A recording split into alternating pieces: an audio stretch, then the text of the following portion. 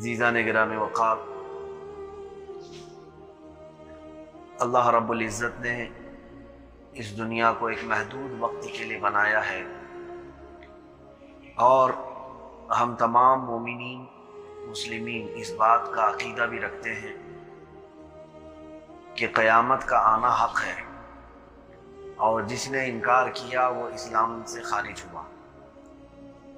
बुनियादी चीज़ें जो ईमान की हैं हमारे दरमियान, ईमान मुफस्सल ही को ले लें तो उसमें हम यही कहते हैं आमनतु बिल्लाहि व मलाइकतिही व कुतुबिही व रुसुलिही वल यौमिल आखिर। 5वें नंबर पर हम ईमान लाते हैं आखिरत पर, यानी क़यामत के दिन पर। और क़यामत कब आएगी, कैसे आएगी, इसके मुतालिक भी बहुत कुछ आपने सुना होगा और इस चीज़ को याद रखना हर मुसलमान के लिए बहुत ज़रूरी है। रसूल पाक सल्लल्लाहु तआला अलैहि वसल्लम की विलादत पाक और आपकी वफ़ात क़यामत की सबसे पहली निशानी, क्योंकि रसूल पाक सल्लल्लाहु तआला अलैहि वसल्लम की बिअसत और आपकी वफ़ात ज़ाहिरी या क़यामत के निशानियाँ वहाँ से शुरू हो चुकी। और मेरे आका सल्लल्लाहु तआला अलैहि वसल्लम ने छोटी बड़ी बहुत सारी निशानियाँ बयान फरमाई, जिनको दो चीज़ों में तकसीम किया गया, अलामत सुग़रा और अलामत कुबरा। और तकरीबन छोटी निशानियाँ जितनी थी वो ज़ाहिर हो चुकी हैं। बड़ी निशानियाँ जिसमें चंद मेरे आका सल्लल्लाहु अलैहि वसल्लम ने फरमाया क़यामत उस वक्त तक कायम नहीं होगी जब तक कि हज़रत ईसा अलैहिस्सलाम नाजिल ना हो जाए, याजूज माजूज का निकलना, दज्जाल का ज़ाहिर होना, दाबतुल अर्द का खुरूज, सूरज का पश्चिम से निकलना और ज़मीन का धंस जाना 3 जगहों से। ये तमाम बड़ी अलामात हैं। रसूल पाक सल्लल्लाहु तआला अलैहि वसल्लम ने ये भी इरशाद फरमाया कि ये सारी चीज़ें एक के बाद दीगरे बहुत जल्दी पेश आएंगी।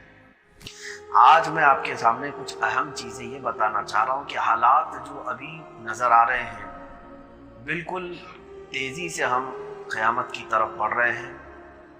जिन अलामात को मेरे आका सल्लल्लाहु तआला अलैहि वसल्लम की अहादीस में हम पढ़ते हैं तो ऐसा लगता है कि वो ज़माना बहुत करीब है जिस ज़माने में हम आज जी रहे हैं। आप देखें महीने भर में क्या हो रहा है ये पता नहीं चल पा रहा है। इतनी तेज़ी से हालात पूरी दुनिया के तब्दील होते जा रहे हैं। एक हदीस पाक मैं आपके सामने सुनाता हूँ, उसके बाद उसकी तशरीह में ही मैं अपनी गुफ्तगू को ख़त्म करूँगा। यह हदीस पाक है हज़रत मुआज़ बिन जबल रज़ियल्लाहु तआला अन्हु से।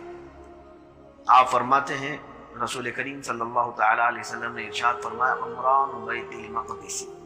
यह हदीस के अल्फाज यूँ भी हैं उमरानुल मक़दिस ख़राब यसरिब व ख़राब यसरिब व ख़राब यसरिब खुरूजुल इब्तिदाउल मलहमती व इब्तिदाउल मलहमती फ़त्ह क़ुस्तुंतीनियत व फ़त्ह क़ुस्तुंतीनियत खुरूजुद दज्जाल और कमा क़ाल नबी सल्लल्लाहु तआला अलैहि वसल्लम। आपने फरमाया कि मैं रसूल करीम सल्लल्लाहु तआला अलैहि वसल्लम को ये फरमाते हुए सुना हूँ कि मेरे आका सल्लल्लाहु अलैहि वसल्लम ने फरमाया कि बैतुल मुक़द्दस आबाद होगा और मदीने तैयबा की वीरानी होगी। वीरान का मतलब वैसी वीरानी नहीं जिसको हम आम लफ्ज़ों में वीरान कहते हैं, बल्कि कुछ चीज़ों की वीरानी के लोगों का वहाँ इबादत वगैरह से दूर हो जाना, उसको भी वीरानी कहा जाता है। जैसे कि आज पूरी मस्जिद नबवी बंद है तो ये ख़राब यसरिब इसको कहा गया है कि मदीने की वीरानी होगी।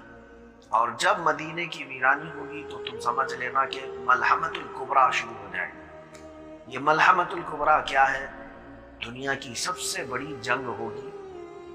ऐसी जंग इब्तिदाए आदम अलैहिस्सलाम से लेकर अब तक नहीं लड़ी गई होगी। इतने बड़े पैमाने पर यह जंग होगी, इसमें तकरीबन पूरी दुनिया मुलव्विस होगी। एक तरफ मुस्लिमीन होंगे, दूसरी तरफ सारी कौमें होंगी। अल-मलहमतुल कुबरा के मुतालिक ये भी हमें मिलती है रिवायात में कि अहले रोम से हमारा मुकाबला होगा। रोम से मुराद आज जो इटली है, या यूँ समझ लें उनको अहलुल असफर भी कहा गया है, गोरे लोग, इनके साथ मुकाबला होगा। गोरे लोगों में यही तमाम अंग्रेज आते हैं। तो मलहमतुल कुबरा होगी और मलहमतुल कुबरा के बाद میرے آقا صلی اللہ علیہ وسلم نے فرمایا کہ فتح قسطنطینیہ تھا، قسطنطنیہ فتح ہوگا۔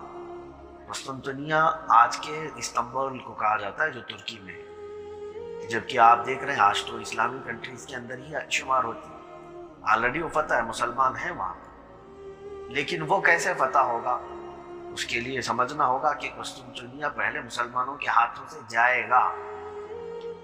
یعنی ترکی کے حالات جہاں تک اس حدیث کو لے کر کے مجھے لگتا ہے کہ خراب ہوں گے اور استنبول مسلمانوں کے ہاتھوں سے نکل جائے گا۔ اس کے بعد رسول کریم صلی اللہ تعالیٰ علیہ وسلم نے ارشاد فرمایا کہ دجال کا خروج ہوگا، ظاہر ہوگا۔ اب دجال پیدا ہوگا کہ نکلے گا، کیا ہوگا؟ تو حدیث پاک کی روشنی میں یہ ہے کہ دجال آلریڈی پیدا ہے، موجود ہے، وہ ایک جزیرے کے اندر مقید ہے، جیسے کہ حضرت تمیم داری رضی اللہ تعالیٰ عنہ کی ایک طویل حدیث ہے، اس میں موجود ہے۔ ایک صحابی رسول ہیں حضرت تمیم داری رضی اللہ تعالیٰ عنہ، انہوں نے اپنے ایک سفر میرے آقا صلی اللہ علیہ وسلم کی بارگاہ میں پیش کیا تھا کہ میں سمندر کے سفر پر تھا، اچانک ہماری کشتی بھٹک گئی اور اس میں جتنے لوگ تھے وہ بہہ گئے، تو میں ایک تختہ پکڑ کر کے اس پر چلتا رہا یہاں تک کہ وہ ایک جزیرے کے کنارے لا کر تخت نے مجھے چھوڑ دیا۔ میں اس جزیرے میں گیا تو دیکھا ایک بہت بھیانک شکل والی عورت تھی اور وہ اپنے بال اچھالتی تھی اور رقص کرتی تھی۔ تو میں نے کہا کہ تو کون ہے؟ تو اس نے کہا کہ میں تجھے بتاتی ہوں، اندر چل۔ جزیرے کے اندر ایک محل تھا، وہ اندر جانے کے بعد ایک بہت ہی خوفناک شیطانی شکل کا ایک شخص تھا۔ تو حضرت تمیم داری فرماتے یہ کون ہے؟ تو اس نے کہا میں بتاتا ہوں، پہلے تو یہ بتا جس دنیا سے تو آ رہا ہے۔ تو اس شخص نے جو وہاں اندر بہت خطرناک شکل کا تھا، اس نے کچھ چیزیں پوچھی، کیا عرب کی زمین کھجوریں دینے لگ گئی؟ تو آپ نے کہا ہاں بالکل کھجوریں دے رہی ہیں، مدینے کی زمین میں کھجور ہوتی ہیں۔ پھر اس کے بعد اس نے کہا کیا دریائے تبری سوکھ گئی؟ دریائے تبری آج اسرائیل کے اندر موجود ہے۔ اس نے حضرت تمیم داری نے کہا نہیں، آج پانی بھرا ہوا ہے۔ پھر اس نے ایک چشمے کے متعلق پوچھا، کیا وہ پانی سوکھ گیا؟ آپ نے کہا نہیں۔ پھر اس نے پوچھا کیا نبی امی آ گئے؟ آپ نے کہا ہاں نبی امی آ چکے اور انہوں نے اعلان نبوت بھی فرمایا۔ اس نے پوچھا کیا اہل عرب ان سے قتال کیے؟ تو آپ نے کہا ہاں قتال یعنی جنگ کیے ہیں، کئی جنگیں کی ہیں۔ تو ان کے ماننے والے بڑھتے جا رہے ہیں یا گھٹتے جا رہے ہیں؟ تو آپ نے فرمایا کہ نہیں بڑھتے جا رہے ہیں۔ تو اس شخص نے کہا ہے آنے والے سن، میں مسیح دجال ہوں، ابھی میرے آنے کا وقت نہیں ہوا، جب یہ تمام چیزیں ہو جائیں گی تو مجھے ظاہر ہونے کا وقت دے دیا جائے گا۔ یعنی جب دریائے تبری سوکھ جائے اور زخر یا ایسے کچھ نام کا ایک چشمہ ہے وہ سوکھ جائے اور نبی امی صلی اللہ تعالیٰ علیہ وسلم کے خلاف لوگ زیادہ کھڑے ہو جائیں، اب وہ میرے آنے کا وقت قریب ہوگا۔ تو میرے عزیزو آج وہی حالات ہیں دریائے تبری کے متعلق۔ آج کے حالات یہ ہے کہ تقریباً اس میں سے 2.5 فٹ پانی بچ گیا ہے، جو پہلے سے ایک دریا رہا ہے اور اس میں ہمیشہ پانی رہا ہے، ندی ہے، اور دیگر علامات ہیں۔ بہرحال میں نے جو حدیث آپ کے سامنے تلاوت کی، عمران بیت المقدس خراب یثرب، یہاں سے اگر میں شروع کروں کہ بیت المقدس کی آبادی مدینے کی ویرانی، آج یہ جتنے بھی معاملات آپ دیکھ رہے ہیں یہ سب یہود کی طرف سے ہیں۔ یہ پورے یہودی اسرائیل کی طرف ہجرت کر کے جا چکے، تقریباً 1920 سے ان کی ہجرتیں چالو ہو گئی ہیں۔ یعنی دنیا میں جہاں جہاں یہودی تھے ان کو زبردستی اسرائیل کی طرف بھیجا گیا، جبکہ اسرائیل کوئی ایک کنٹری نہیں تھی، فلسطین تھا، یہ عرب کا ایک حصہ تھا۔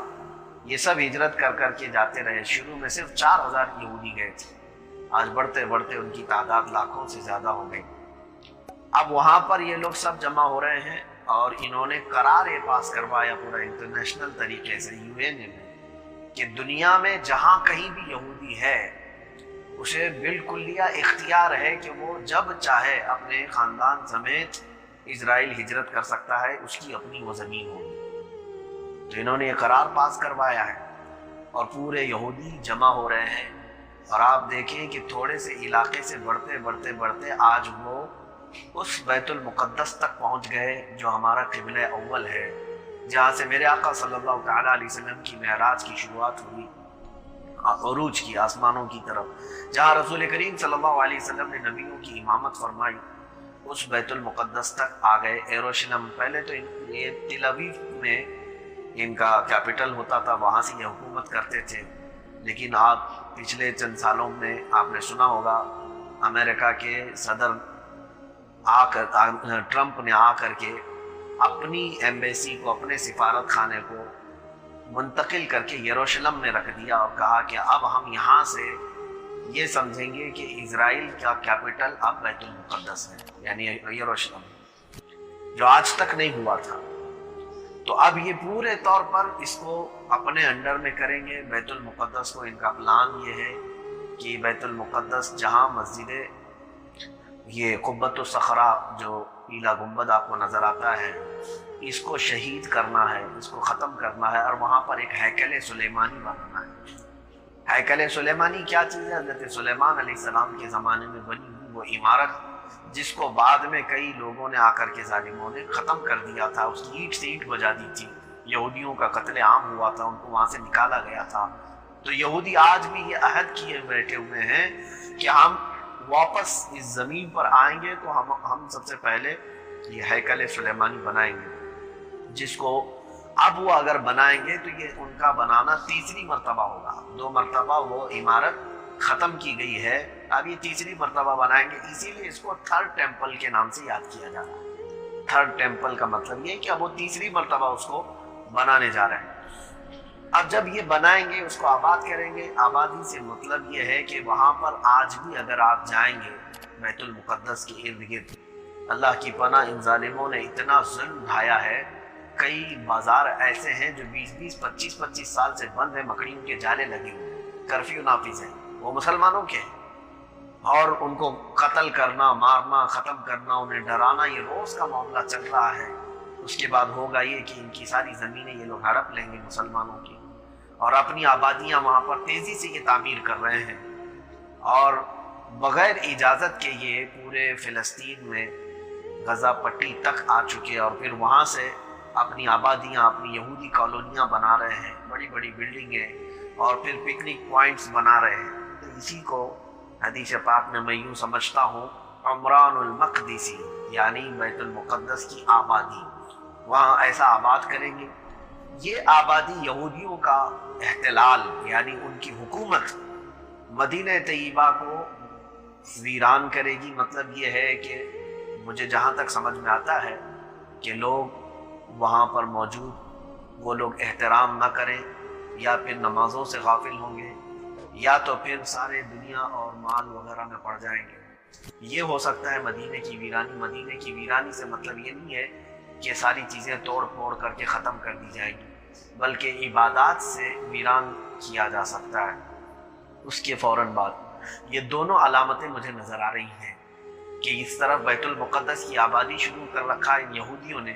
اب آپ ادھر دیکھیں تو مسجد نبوی پوری مقفل ہے، لاک ہے، لوگوں کو داخل ہونے تک کی آج اجازت نہیں ہے۔ کئی نمازیں گزر گئیں، کئی جمعہ اور کئی خطبے، کہ لوگ ایک وائرس کے ڈر سے مسجد نبوی کے قریب نہیں آ رہے، بلکہ انہیں روکا گیا ہے میرے آقا صلی اللہ تعالیٰ علیہ وسلم کے دربار اقدس میں آنے سے۔ دوسری چیز، اس کے بعد ہی یہ فرمایا گیا کہ ملحمۃ الکبریٰ شروع ہوگی۔ یہ ملحمۃ الکبریٰ یہ سمجھنے کی آج ضرورت ہے، جس کے متعلق فرمایا گیا کہ ایک ایسی بڑی جنگ جو آج تک نہیں ہوئی تھی، اور اس جنگ کی جگہ ملک شام حلب کے پاس ہے، اور وہ رسول کریم صلی اللہ تعالیٰ علیہ وسلم کی اس حدیث سے اور دیگر جو حدیثیں ہیں اس سے یہ سب پتہ چلتا ہے کہ اس جنگ کی قیادت حضرت امام مہدی فرمائیں گے۔ امام مہدی کون ہیں؟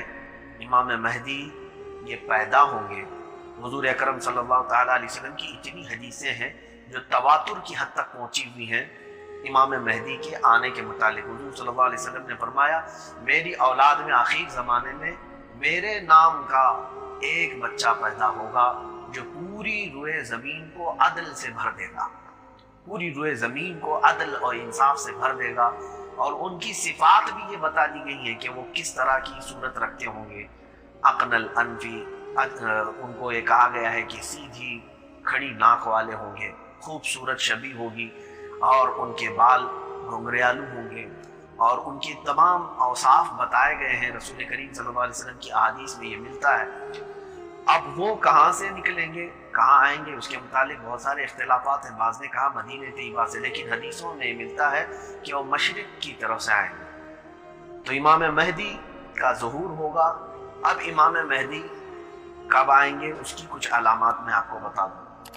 ایک حدیث میں یہ پڑھ رہا تھا، یہ حضرت ابن ماجہ کی حدیث ہے، رسول کریم صلی اللہ علیہ وسلم نے فرمایا، یہ حضرت ثوبان رضی اللہ تعالیٰ عنہ سے مروی، عن ثوبان رضی اللہ عنہ قال قال رسول اللہ صلی اللہ علیہ وسلم یقتتل عند کنزکم ثلاثة کلهم ابن الخلیفہ ثم لا يصير الى واحد منهم۔ اس حدیث کو بہت توجہ سے سنیا۔ حضور پاک صلی اللہ علیہ وسلم نے فرمایا کہ قریب ہے کہ تمہارے پاس ایک بہت بڑا خزانہ ہوگا، اس خزانے کے لیے 3 لوگ لڑیں گے آپس میں، اور تینوں بادشاہوں کے بیٹے ہوں گے۔ ایک تخت کے لیے، ایک سلطنت کے لیے 3 لوگ لڑیں گے، اور وہ تینوں بادشاہوں کے بیٹے ہوں گے، اور یہ خزانہ تینوں میں سے کسی ایک کی طرف بھی نہیں جائے گا۔ یہ حدیث صحیح ہے، ابن ماجہ کی حدیث، بخاری اور مسلم نے اس کو صحیح فرمایا ہے، یعنی ان کی شرطوں پر نہیں۔ اب یہ حدیث کے مطابق میں نے جو دیکھا زمانے کے حالات میں، آج جو عرب ہے، اچھا یہ بھی میں آپ کو بتا دوں کہ وہ کون سا خزانہ ہے جس کے متعلق یہ لوگ لڑیں گے، کہاں ہے وہ خزانہ؟ تو ابن کثیر کی روایات میں یہ ملتا ہے کہ وہ کنز الکعبہ، انہوں نے کہا کہ وہ خانہ کعبہ کا خزانہ ہے۔ خانہ کعبہ کے اندر کون سا خزانہ ہے؟ اس سے مراد یہ ہے کہ خانہ کعبہ کے پاس آنے والوں سے جو مال جمع ہوتا ہے وہ ایک خزانہ ہے، حجاج کا، معتمرین کا، بلکہ کئی 100 کروڑ، کئی 1000 کروڑ کا یہ خزانہ ہے جو صرف اور صرف حاجیوں سے سعودی عرب کو ملتا ہے۔ اب اسی خزانے کے متعلق لڑیں گے، 3 لوگ لڑیں گے، اور تینوں میں سے کسی ایک کو بھی یہ نہیں ملے گا۔ میں یہ حتمی طور پر نہیں کہتا کہ آج ہی ہونے والا ہے، لیکن حالات یہ بتا رہے ہیں کہ موجودہ جو بادشاہ ہے اس کے تخت کے دعوے دار آج بھی 3 لوگ ہیں۔ آج جو موجودہ بادشاہ ہے سلمان بن عبدالعزیز، یہ بوڑھا ہو گیا بیچارہ، اب کچھ کام کے لائق نہیں ہے۔ اس کے بیٹے نے زبردستی تخت ہتھیا لیا ہے، اور اس سے پہلے جو کراؤن پرنس تھے، ان 2 لوگ تھے، دونوں کو بھی ہٹایا گیا۔ ظاہر سی بات ہے وہ ولی عہد تھے، کراؤن پرنس کا مطلب ہوتا ہے بادشاہ کے بعد اس کا نمبر آتا ہے۔ تو پہلے ایک شخص تھا، اس کو ہٹایا گیا، پھر محمد بن نائف غالباً اس کو رکھا گیا، اس کو بھی ہٹایا، اب پھر یہ تیسرے نمبر پر یہ محمد بن سلمان بیٹھا ہوا۔ تو ظاہر سی بات ہے جن کو ہٹایا گیا ہے ان کے اندر کی بھوک مری نہیں ہوگی تخت کی، ان کے اندر کی لالچ ٹھنڈی نہیں ہوئی ہوگی، وہ آگ تو بھڑک رہی ہے تخت کو حاصل کرنے کی۔ ابھی حالات یہ بتاتے ہیں عرب کے، سعودی عرب کے، کہ خاندانی بغاوت بہت زوروں پر ہے۔ اس نے اپنے ہی جو ولی عہد ہے ابھی فی الحال کراؤن پرنس ہے، اپنے ہی بھائیوں کو قید میں رکھا ہے، کئی علماء کو قید کیا ہے جو اس کے خلاف بولے۔ تو بہرحال یہ آگ بھڑکے گی، جہاں تک مجھے لگتا ہے ہو سکتا ہے کہ بادشاہ وقت کے مرنے کے فوراً بعد ایک بھونچال آئے گا، اور چونکہ اب تک میں نے 3 لوگوں کا ایک تخت کے لیے لڑنا تاریخ میں اس طرح سے مجھے نہیں ملا، ہو سکتا ہے اس بار اتفاق سے ایسا مجھے لگ رہا ہے کہ ایک بادشاہ کے انتقال کے بعد اب 3 دعوے دار اسی خاندان میں موجود ہیں کہ ہم اس تخت پر قابض ہوں گے۔ اب حدیث کو اگر آپ دیکھیں گے، حضرت ثوبان رضی اللہ تعالیٰ عنہ کی حدیث ابن ماجہ کی روایت میں ہے، یقتتل عند کنزکم ثلاثة کلهم ابن الخلیفہ، تمہارے خزانے کے لیے 3 لوگ آپس میں لڑیں گے، اور وہ تینوں بادشاہوں کے بیٹے ہوں گے۔ تقریباً آپ دیکھیں گے یہ بادشاہوں کی اولاد میں سے۔ ثم لا يصير الى واحد منهم، حضور صلی اللہ علیہ وسلم نے یہ بھی فرمایا کہ ان میں سے کسی ایک کو بھی وہ نہیں ملے گا۔ اب دیکھتے ہیں بعد میں ہوتا کیا ہے۔ اگر ان تینوں میں سے کسی کو بھی نہیں ملتا ہے تو پھر مطلب یہی ہے کہ وہ اسی زمانے کے لیے ہوگی حدیث پاک، اور اگر پھر یہ قابض ہوتے ہیں ہو سکتا ہے بعد میں آنے والے کسی اور 3 لوگوں کے متعلق حدیث ہوگی۔ بہرحال اب یہاں پر میں جو کہہ رہا تھا امام مہدی کے ظاہر ہونے کی جو علامات ہیں وہ کیا ہیں، اس میں یہ بھی فرمایا گیا کہ پوری دنیا میں وبا پھیلے گی۔ دوسری علامت یہ ہے کہ قحط سالی عام ہو جائے گی۔ تیسری علامت یہ ہے کہ زمین میں زلزلے ہوں گے، زمین ادھر ادھر سے دھسے گی۔ تو یہ بعض دوسرے کتب میں ہے، میں نے اس کی تصحیح نہیں کی ہے، لیکن ملحمۃ الکبریٰ ایک بڑی علامت یہ بتائی گئی ہے جنگ کی تیاری۔ میرے عزیزوں، آپ کو میں بتاؤں کہ آج سوائے مسلمانوں کے ساری قومیں جنگ کی تیاری میں مصروف ہیں، ساری قومیں جنگ کی تیاری میں۔ ہمیں کسی چیز کی پرواہ نہیں، ہم تو اپنوں میں مست ہیں۔ ہمارے بچے اور نوجوان تو آج اس طرح کی زندگی گزار رہے ہیں جیسا ایسا لگتا ہے کہ انہیں اس دنیا سے جانا ہی۔ بہت سارے نوجوان، ان کی زندگی کا تو بڑا مقصد یہ ہے کہ ایک خوبصورت لڑکی ان کی زندگی میں آ جائے، وہی ہے ان کی زندگی کی معراج سمجھتے ہیں اس چیز کو۔ جبکہ دوسری قومیں پیدا ہوتے ہی بچوں کی تربیت اسی ماحول میں کر رہے ہیں۔ بچہ 7 سال کا ہو جائے تو اسرائیل میں اسے گھوڑ سواری اور تیر اندازی سکھانے کے لیے کھڑا کیا جا رہا ہے۔ عزیزان گرامی وقار، تقریباً قومیں جنگ کی تیاریوں میں مصروف ہیں۔ اب میں یہ نہیں کہتا کہ ساری جنگیں تلوار، ہتھیار، بندوق، گولی بارود سے ہی ہوں گی۔ جنگ کے بہت سارے طریقے ہیں۔ دنیا ایک نئی جنگ کا بھی سوچ رہی ہے، جیسے بایو ویپن، یعنی بایولوجیکل ویپنز جو ہے وہ یہی ہے جیسے وائرس کا چھوڑنا ایک ساتھ لاکھوں کی موت ہو جائے، تو بم گرانے سے تو بہتر ہے۔ لوگ آج اس خیال میں بھی ہیں کہ نیوکلیائی بم گرانے سے بہتر ہے کہ کوئی وائرس چھوڑ دیا جائے تاکہ ایک پوری قوم اس سے تباہ ہو۔ یہ بھی ایک طریقے کی جنگ لڑی جا رہی ہے۔ ایک طریقہ جنگ کا یہ بھی، دنیا نے ترقی یافتہ دنیا ہے، کمپیوٹرائزڈ جنگ، یعنی لوگوں کے یعنی حملے کرنا، انٹرنیٹ کے ذریعے سے ان کے پیسے چرانا، پورے کے پورے پیسے بینکوں کے غصب کر لینا، یہ بھی ایک طرح کی جنگ ہے۔ اور دنیا کو کیش لیس کر کے قحط سالی کی طرف یہ لایا جائے گا۔ آپ دیکھیں گے اس کے بعد، ابھی ہم جو لاک ڈاؤن میں بیٹھے ہوئے ہیں، یہ بلا ہے، یہ وبا ہے، اس کے بعد کے جو حالات آئیں گے، مجھے یہی لگتا ہے کہ پوری دنیا میں قحط سالی عام ہو جائے گی، قحط سالی عام ہو جائے گی، بھوک مری زیادہ ہو جائے گی، لوگ بھوک کی وجہ سے مر رہے ہوں گے۔ میرے عزیزوں، اب یہ ملحمۃ الکبریٰ جس کارن سے ہوگی، جس وجہ سے ہوگی، وہ اس کی وجہ بھی یہود ہی بتائے گئے۔ یہودی یہ چھیڑیں گے اور کثرت سے مسلمانوں کا قتل کریں گے۔ اور پھر اس کے بعد رسول کریم صلی اللہ علیہ وسلم نے ارشاد فرمایا، خراسان سے کالے جھنڈے والے نکلیں گے۔ خراسان یا افغانستان اور ایران کا کچھ حصہ ہے، وہاں سے کالے جھنڈے والے نکلیں گے اور وہ اپنے جھنڈے ایلیا میں لا کر، ایلیا بیت المقدس کو کہا ہے حدیثوں میں، وہ وہاں لا کر کے نصب کریں گے اور اللہ تعالیٰ ان کے ہاتھوں فتح عطا فرمائے گا۔ امام مہدی الملحمۃ الکبریٰ کی قیادت فرمائیں گے، اب اس میں مسلمانوں کو اللہ تعالیٰ فتح عطا فرمائے گا، رومیوں کو شکست ہوگی، یعنی یہ اہل الاسفر جس کو گورے لوگ کہا گیا ہے، ان کو شکست فاش ہوگی امام مہدی کی قیادت میں۔ اب اسی میں غزوہ ہند کا بھی تذکرہ ہے، اسی کے دوران کہ غزوہ ہند ہوگا اور اللہ تبارک و تعالیٰ ایمان والوں کو فتح عطا فرمائے گا۔ ظاہر سی بات ہے، یہ ظلم کے خلاف لڑائی ہوگی، جہاں جہاں ظلم ہوگا اس کے خلاف یہ لڑائی ہوگی، اور زمین کو عدل و انصاف سے بھرنے کے لیے یہ لڑائی ہوگی۔ حدیثوں سے جو مل رہا ہے وہ میں آپ کے سامنے کہہ رہا ہوں۔ اب ملحمۃ الکبریٰ جیسی ہی ختم ہوگی، یعنی یہ جنگ کا خاتمہ ہوگا، تو مومنین جو ہے 3 حصوں میں تقسیم ہوں گے، یہ بھی حدیث پاک میں ہے۔ اس میں سے ایک حصہ قسطنطنیہ فتح کرنے کے لیے نکلے گا، وہی استنبول جس کو میں کہہ رہا ہوں۔ ہو سکتا ہے اس زمانے میں یہ مسلمانوں کے ہاتھ سے نکلا ہوگا۔ حدیث کے الفاظ یہ ہیں، وہ یہ کہیں گے لا الہ الا اللہ واللہ اکبر، اتنا کہیں گے 3 مرتبہ۔ یہ فوج صرف اتنا کہے گی تو وہ قسطنطنیہ فتح ہو جائے گا، یعنی بغیر لڑائی کے، بغیر قتل و قتال کے قسطنطنیہ مومنین کے ہاتھوں آئے گا۔ اب جیسے ہی قسطنطنیہ فتح ہوگا، وہاں ایک افواہ نہیں بلکہ ایک اعلان ہو جائے گا اور سارے لوگ چونک جائیں گے۔ جیسے ہی قسطنطنیہ کی فتح کی خوشیاں لوگ منا رہے ہوں گے، اچانک یہ اعلان کر دیا جائے گا کہ دجال ظاہر ہو چکا ہے، دجال آ چکا ہے۔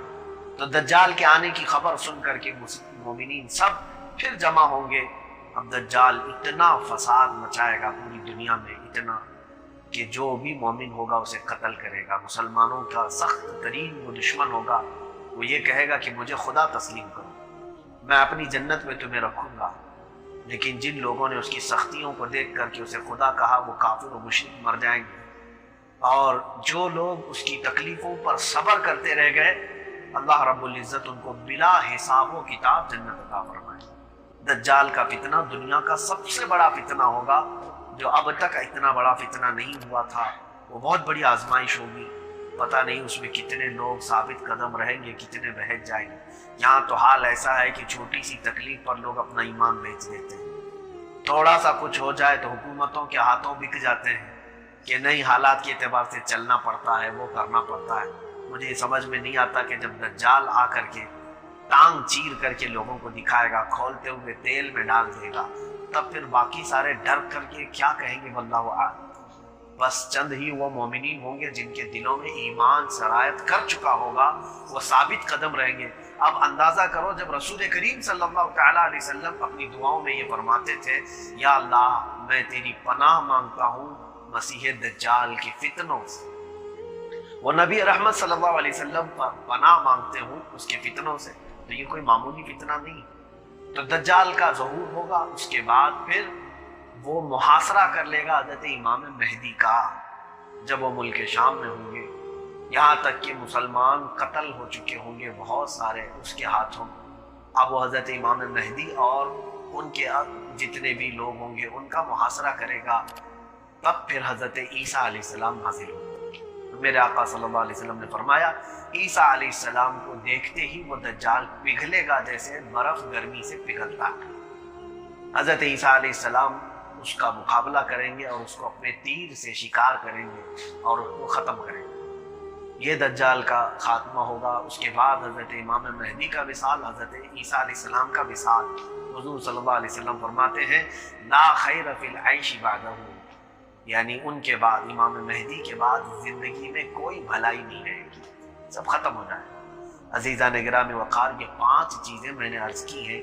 پہلی چیز بیت المقدس کی آبادی، دوسری چیز مدینہ طیبہ کی ویرانی، تیسری چیز یہ ملحمۃ الکبریٰ جنگ کا ہونا، چوتھی چیز فتح قسطنطنیہ استنبول کی فتح، پانچویں چیز دجال کا ظاہر ہونا۔ یہ ایک کے بعد دیگرے، یہ ترتیب آج میں نے پہلی مرتبہ آپ کے سامنے رکھی ہے۔ بہت سارے لوگ اس میں کنفیوز ہوتے ہیں کہ کیسے ہوگا۔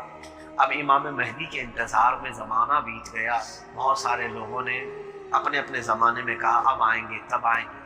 بہرحال ہم بھی یہی دعا کرتے ہیں کہ ابھی وہ اس زمانے میں آئیں، کاش ہمیں دجال کے فتنوں سے اللہ تعالیٰ بچا کر امام مہدی کی فوج میں داخل فرما دے۔ اس لیے کہ اس زمانے میں ہم دور دور تک دیکھتے ہیں ہمارا کوئی قائد نظر نہیں آتا، ہمارا کوئی لیڈر نظر نہیں آتا جو ہماری قیادت کرے اور ہمارے لیے حق کی آواز بلند کرے۔ اب صرف اور صرف مجھے لگتا ہے، دیکھیں اب وہ مجدد کا زمانہ بھی ختم ہوتا نظر آ رہا ہے، حالانکہ ہر 100 سال پر ایک مجدد آتا ہے۔ امام احمد رضا خان فاضل بریلوی رضی اللہ تعالیٰ عنہ کو پوری دنیا کے مومنین نے، اکثر لوگوں نے اپنا مجدد تسلیم کیا۔ ان کا زمانہ بیت کر 100 سال سے زیادہ ہو رہے ہیں، اس کے باوجود اب تک لوگوں نے پھر کسی مجدد پر اتفاق نہیں کیا۔ ہوں گے ضرور، لیکن اپنے اپنے علاقے کے اعتبار سے کثیر لوگوں کے لیے کوئی ایک تجدیدی کارنامہ کرنے والا ہمیں نظر نہیں آتا۔ میں یہ سمجھتا ہوں شاید اب جو مجدد آئے گا وہ امام مہدی ہی ہوں گے، امام مہدی ہی کی شکل میں، جو پوری تمام تر فتنوں اور موجودہ اختلافات کو ختم فرما کر ہمیں امت مصطفیٰ کو کی وحدت اور ساری صفوں کو آپ ترتیب دیں گے۔ وہی شاید زمانے کا بھی انتظار باقی ہے۔ میرے عزیزوں، امام مہدی رضی اللہ تعالیٰ جس وقت تشریف لائیں گے اس وقت ان کی بھی دشمنی کی جائے گی، اور وہ رمضان المبارک کا مہینہ ہوگا۔ بعض لوگ رمضان کے آتے ہی یہ بحث بھی شروع کرتے ہیں۔ مجھے آج ہی ایک میسج یہ بھی آیا کہ ترکی کے ایک شیخ ہیں، انہوں نے کہا یہ جو آنے والا رمضان ہے یہ معمولی رمضان نہیں ہے، یہ امام مہدی کے ظہور کی علامات دکھا رہا ہے۔ بہرحال امام مہدی کے ظہور کی علامات انہوں نے اپنے اپنے اعتبار سے دیکھا ہوگا۔ میں حتمی طور پر کوئی بات نہیں کہہ سکتا، یقینی طور پر کوئی بات نہیں کہہ سکتا، اور وہ علامات جو امام مہدی کے ظاہر ہونے کی بتائی گئی وہ رمضان المبارک میں، اور خانہ کعبہ کا طواف چل رہا ہوگا اور ہر طرف سے لوگ وہاں پر جمع ہوں گے۔ اب یہ بیت المقدس خانہ کعبہ کے حجر اسود اور حتیم کعبہ کے درمیان، یعنی خانہ کعبہ کا جہاں دروازہ ہے، اس دروازے کے پاس آپ کھڑے ہو کر کے اعلان فرمائیں گے اور موجودہ لوگ سب آپ کے ہاتھ پر بیعت فرمائیں گے۔ لیکن آج کے حالات تو ایسے ہیں کہ طواف سے ہی انہوں نے روک رکھا ہے، پورے خانہ کعبہ کو سیل کر کے رکھا ہے، مختصر لوگوں کو جانے کی اجازت دی جا رہی ہے۔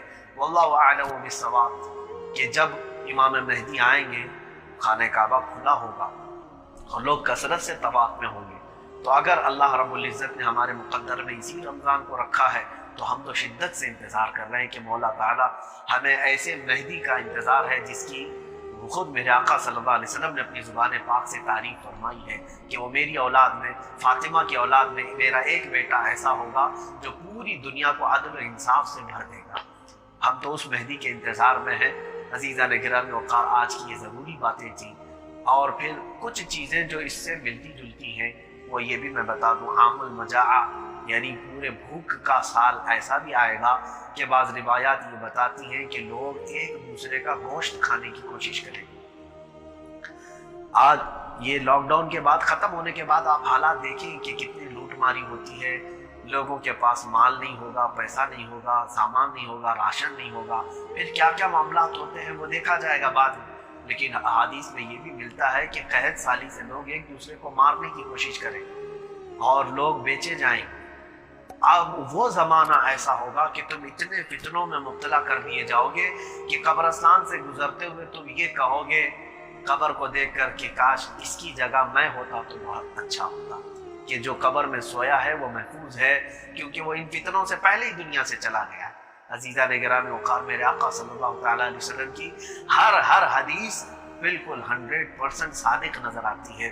آج خود ہماری حالت ایسی ہے کہ ان حالات کو دیکھ کر اور آنے والے حالات کو دیکھ کر ہم خود ہی یہ سوچ رہے ہیں ہم سے پہلے جو قبرستان چلے گئے وہ بہت ہی محفوظ چلے گئے، وہ بہت معمون چلے گئے، اچھے اوقات میں وہ لوگ چلے گئے۔ آج کے حالات تو یہ ہیں کہ ہمارے مرنے کے بعد 10 لوگوں سے زیادہ ہمارے جنازے میں کوئی شریک نہیں ہو سکتا۔ آج کل جو مر رہے ہیں ان کے لیے قانون ایسے لگائے گئے۔ عزیزان گرامی وقار، اللہ تبارک و تعالیٰ یہ فتنوں کے حالات سے ہمیں محفوظ فرمائے۔ ایک حدیث پاک یہ بھی میں کئی الفاظ کے بجائے خالی ترجمہ اور تشریح اور مفہوم بیان کر کے گزر گیا۔ اگر میں سارے احادیث لفظ ب لفظ بیان کرتا تو کافی طویل ہو جاتی۔ حدیث میں یہ بھی ہے، رسول کریم صلی اللہ تعالیٰ علیہ وسلم نے ارشاد فرمایا، عرب کا کوئی گھر ایسا نہیں ہوگا جس میں فتنہ نہ ہو۔ یہ بھی علامات امام مہدی کے ظاہر ہونے سے پہلے، اور یہ بھی فرمایا حضور اکرم صلی اللہ تعالیٰ علیہ وسلم نے کہ پوری دنیا میں مال اتنا ہوگا کہ اگر کسی کو 100 دینار بھی دیے جائیں، 100 دینار بہت ہوتے ہیں سونے کے، اگر کسی کو سونے کے اشرفیاں دی جائیں تب بھی وہ اس مال پر راضی نہیں ہوگا، چاہے وہ غریب آدمی ہو کوئی بھی ہو۔ مال پر آج کوئی بھی راضی نہیں ہے، یعنی تھوڑے سے مال پر کوئی راضی نہیں۔ تو اس زمانے میں میرے آقا صلی اللہ علیہ وسلم نے فرمایا تھا کہ اگر کسی کو 100 اشرفیاں سونے کی دی جائے اس پر بھی وہ راضی نہیں ہوگا۔ اور ایک حدیث غالباً حضرت ابو ذر رضی اللہ تعالیٰ کسی اور صحابی سے ہے کہ آپ نے فرمایا کہ عراق والوں پر ایک ایسا وقت آئے گا کہ ان کے پاس ایک درہم بھی باقی نہیں رہے گا اور گیہوں کا ایک چلو، ایک کھٹوری بھی ان کے پاس کھانے کی نہیں رہ جائے گی۔ ایسی حالت ان کی آئے گی۔ آج عراق اسی حالت میں جا رہا ہے۔